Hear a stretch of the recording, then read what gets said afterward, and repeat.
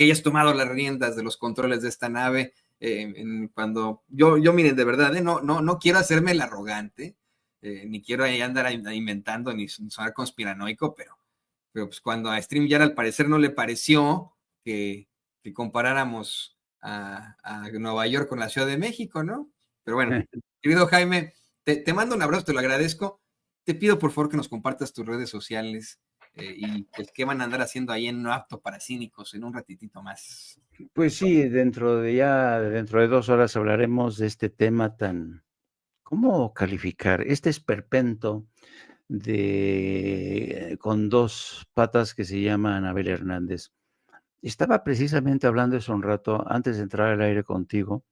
Estaba hablando con un amigo de la DEA y estábamos platicando del caso de Anabel Hernández y me estaba diciendo, sí, digo, oye, ¿cómo te explicas tú esta temeridad de Anabel Hernández de querer seguir atacando al presidente, sugerir incluso que el presidente operó a favor del cártel de Sinaloa?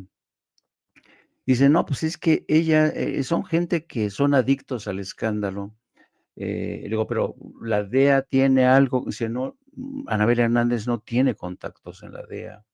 Me mencionó otro periodista que no voy a decir su nombre, pero dice, esos 2 periodistas nosotros en la DEA, es que de verdad, porque son gente que luego platica con cualquiera, luego que dicen que son fuentes fidedignas, inventan mucho. Y pero en la DEA tenemos la política de ni siquiera mencionarlos, porque sabemos que lo que les interesa a ellos es vender libros, vivir del escándalo. Y y lamentable, ¿no? La opinión que tienen de Anabel Hernández y de otro periodista, que también ha publicado libros relacionados, lo que yo llamo la narcoliteratura, ¿no? Que les ha resultado un buen negocio. Y este tipo de escándalos, como el que protagonizó Anabel Hernández en la Feria del Libro de Guadalajara, te das, no, pues es que tiene sentido. Es que a veces se nos olvida, Toño, que el escándalo ya forma parte del espectáculo. El espectáculo lo mismo en ferias de libro, el espectáculo, por ejemplo, en la radio y televisión, como con el caso de Ciro Gómez Leiva. A ellos lo que les importa es elevar los ratings de audiencia. Esta mañana estaba escuchando a Ciro Gómez Leiva y ¿cómo se llama?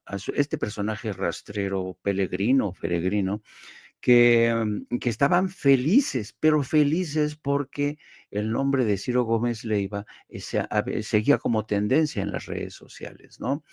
Y ellos creen que el seguir como tendencia en las redes sociales es algo digno de mención, es un honor, y creen además que eso es el reflejo fiel de la realidad en México.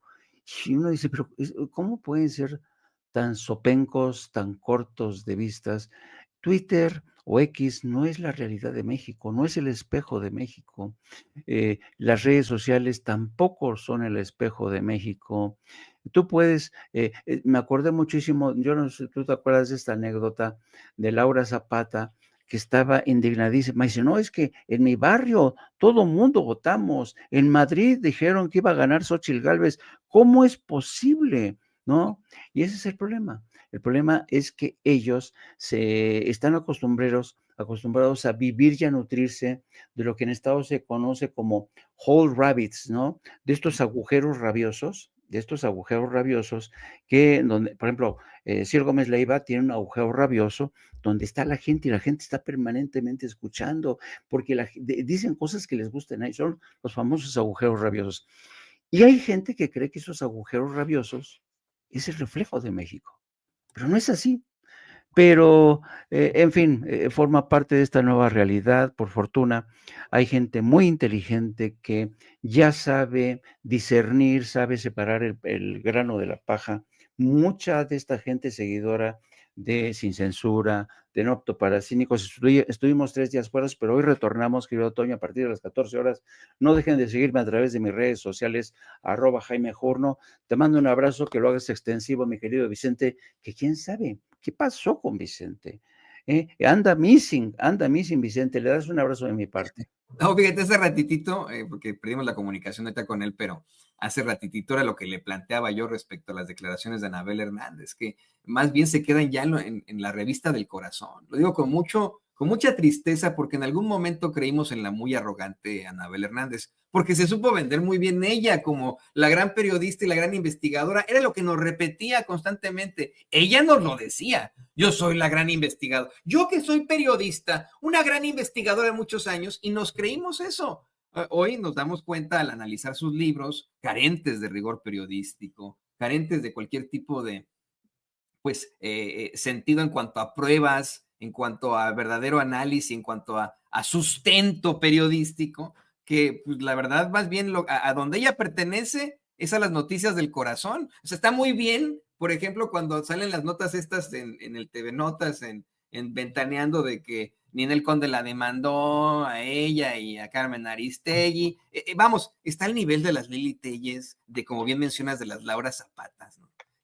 Pues efectivamente son situaciones que la gente ve por morbo. Es el caso de los espacios escatológicos platulentos del cacarraqui, ¿no? O sea, la gente, yo dudo mucho que la mayoría de su auditorio lo vea porque verdaderamente considere que el cacarraqui es un líder de opinión o sus invitados. No, no, es por morbo. Lo que hace la gente es ir a divertirse, va a divertirse con gente que pues ahí va a burlarse de sí misma. Ahí han invitado a Anabel Hernández. Y esta revelación que nos haces con tu amigo agente de la DEA, bueno, no sabes el gusto que me da, aunque sí quiero decirte que a lo mejor podría tener algún vínculo con algún organismo organismo gubernamental acá en Estados Unidos, porque si escuchas las declaraciones, Jaime, que hace Anabel Hernández en la Feria del Libro sobre el consumo del fentanilo en México, pues es la narrativa del gobierno de Estados Unidos, del Departamento de Estado. Ah, no, sí, también en México se consume el fentanilo. Entonces,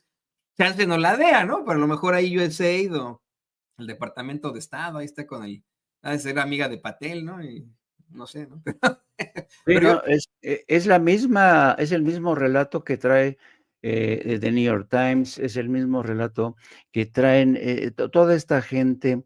Es increíble cómo Estados Unidos siempre ha insistido. Estados Unidos siempre ha convertido a México no solamente en su patio trasero, Estados Unidos ha convertido a México en su devorador de pecados. ¿Eh? Yo no sé si conozco a la gente la figura del devorador de pecados.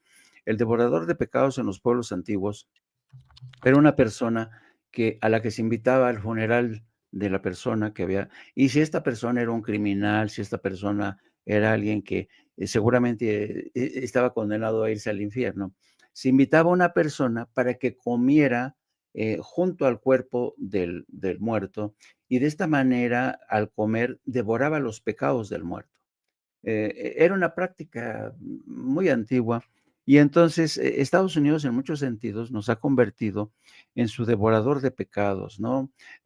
¿Dónde estalló la crisis de la adicción por fentanilo? Pues en Estados Unidos. ¿Dónde? En los botiquines de las casas de la mayoría de los estadounidenses que compraban productos de laboratorio Purdue Pharma. ¿Dónde estalló el consumo o la crisis del consumo y la adicción por la heroína? Pues en las Fuerzas Armadas de Estados Unidos, que trataban así a los soldados veteranos de guerra en Vietnam, es decir, y cuando uno va haciendo la revisión de caso por caso de todo lo que ha tenido que ver con la fallida guerra contra las drogas, pues el principal beneficiario ha sido Estados Unidos, que es el principal consumidor, donde en Estados Unidos hay leyes que prohíben el lavado de dinero. Pregúntame cuántos ejecutivos de la banca de Estados Unidos hay en la cárcel. Ninguno. Pregúntame qué miembro de la familia Sackler, dueños del laboratorio Purdue Pharma, está en la cárcel. Ninguno. ¿Por qué? Porque llegan a acuerdos con el Departamento de Justicia, pagan una módica multa y se acabó, ¿no? ¿Qué es lo que ahora hacen? Ya aprendieron el camino los líderes de los cárteles como Joaquín Guzmán López y su hermano que ahora ya no, pues vamos a negociar nosotros con el Departamento de Justicia, les damos a cambio el mayor Zambada, causamos una guerra brutal en Sinaloa, pero nosotros por lo menos ya nos salvamos, ¿no? Por eso te digo que hay una larga historia de encuentros y desencuentros, y va a ser fascinante cómo el nuevo gobierno de Claudia Sheinbaum se enfrenta a esta nueva realidad, cuando Donald Trump asume el poder. Ayer estaba escuchando a John Feely. John Feely, Toño, fue el ex subsecretario de Estado para todo el hemisferio, fue encargado de negocios para México, fue embajador en Panamá, y John Feely odia a Donald Trump, bueno, porque Donald Trump lo maltrató mucho a él y a Roberta Jacobson. Donald Trump maltrató a esta generación de embajadores y diplomáticos que lo odian y entonces a mí me llamó la atención el carácter tan asertivo, John Feely diciendo, no, no, no, esto va a pasar, sí va a haber incursiones de las Fuerzas Armadas de Estados Unidos en México, México no está preparado para recibir a miles de deportados. Digo, espérate, John, vamos a ver, como dice Claudia Sheinbaum, vamos a ver, espérate, pero no, yo vi muy convencido ayer a John Feely en la Feria del Libro, diciendo que sí, que nos va a ir de la chingada con Donald Trump.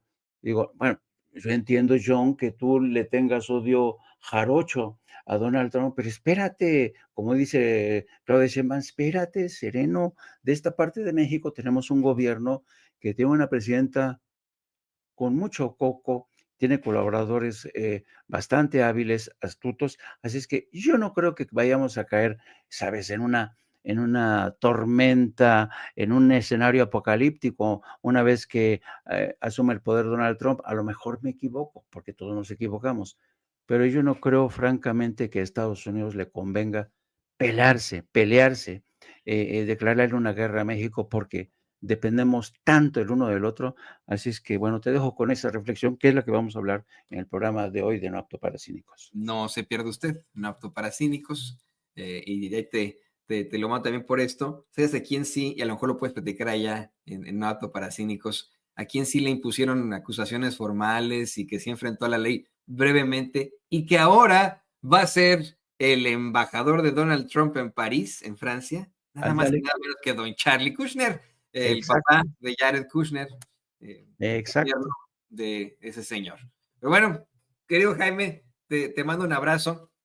Espero que todo salga muy bien por allá. Muchísimas gracias. Ahí tiene usted al periodista y corresponsal de guerra Jaime Hernández aquí en Sin Censura. Y vámonos.